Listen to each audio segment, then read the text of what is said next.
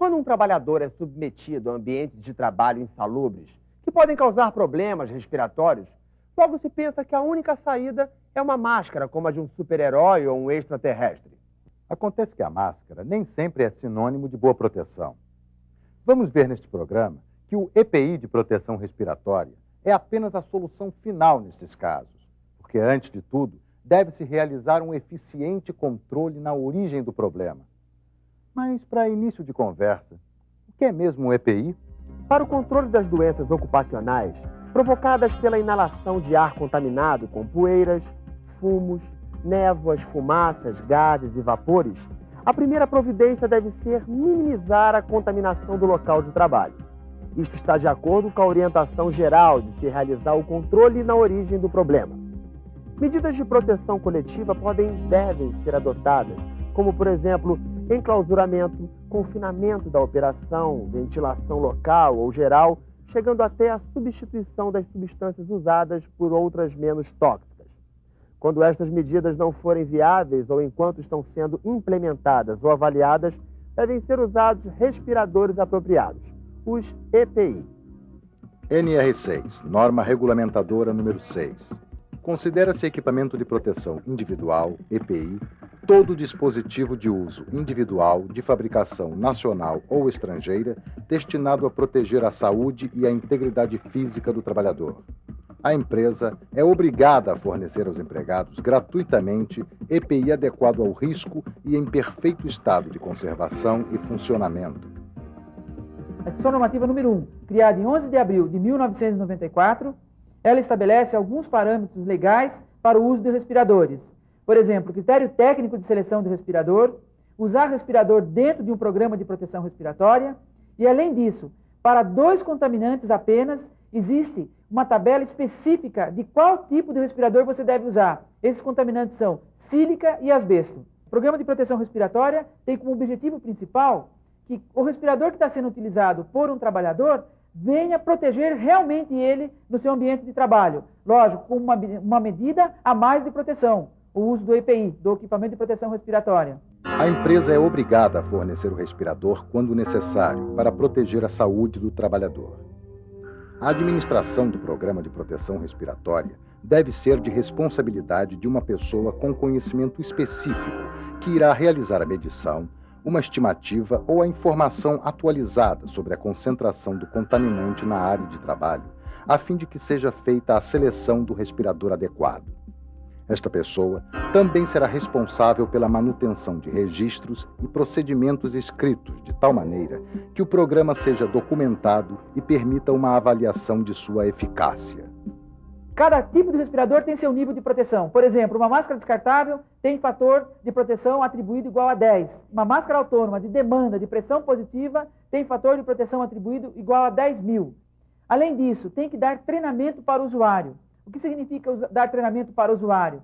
É explicar para o usuário que tipo de contaminante ele vai estar exposto, por que a necessidade do uso do respirador, quais são as medidas de proteção coletiva que já existem no seu ambiente de trabalho, treinar ele como usar corretamente o respirador, por exemplo, fazer ensaio de vedação, fazer o ensaio de verificação de vedação e verificar uma coisa muito importante, que qual é o conforto que esse respirador oferece para o usuário.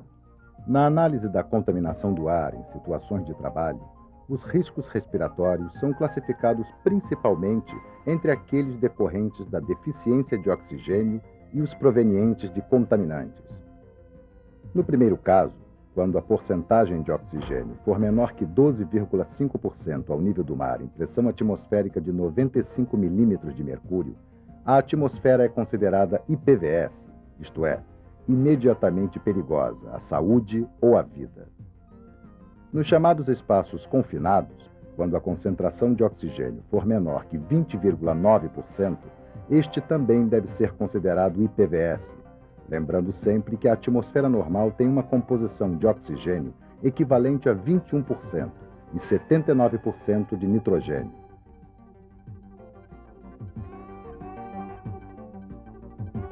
No caso de contaminantes, os chamados aerodispersóides, que nada mais são do que elementos dispersos no ar, os casos mais comuns são os ambientes com fumos, névoas, fumaças, neblinas e radionuclídeos. O ensaio de verificação de vedação significa o quê?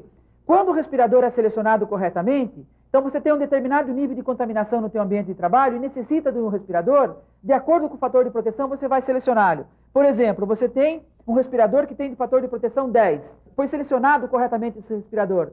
Só que o usuário que vai informar se esse respirador casa corretamente com o rosto dele. Ele é aprovado, tem CA, tem o fator de proteção dele nominal. Agora, será que esse respirador serve no rosto do usuário? Então é feita essa verificação de vedação inicialmente pelo próprio usuário.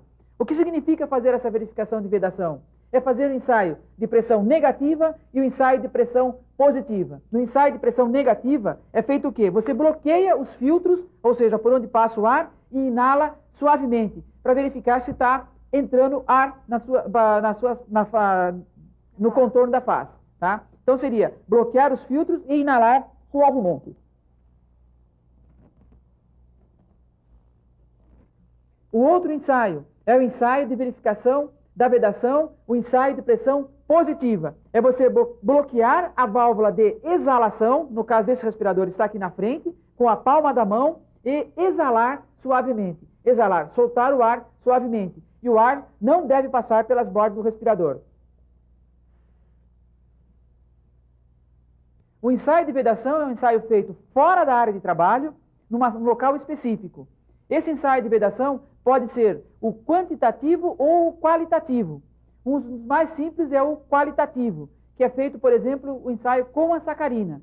Para se fazer esse ensaio da sacarina, é necessário ter um kit. Esse kit significa o quê? Ter um capuz para poder fazer o ensaio, um capuz que fique até a altura do ombro do usuário, ter também a sacarina propriamente dito, e duas bombinhas como esta, uma para fazer o ensaio de acuidade do paladar, para verificar se a pessoa sente ou não o gosto da sacarina, porque tem pessoas que não sentem o gosto da sacarina, então o ensaio fica inválido, e o outro ensaio, que é o próprio teste que vai se fazer com a sacarina. A pessoa coloca o respirador, coloca o capuz, e aí se passa a sacarina ao redor do rosto dele para verificar se ele vai sentir o gosto ou não.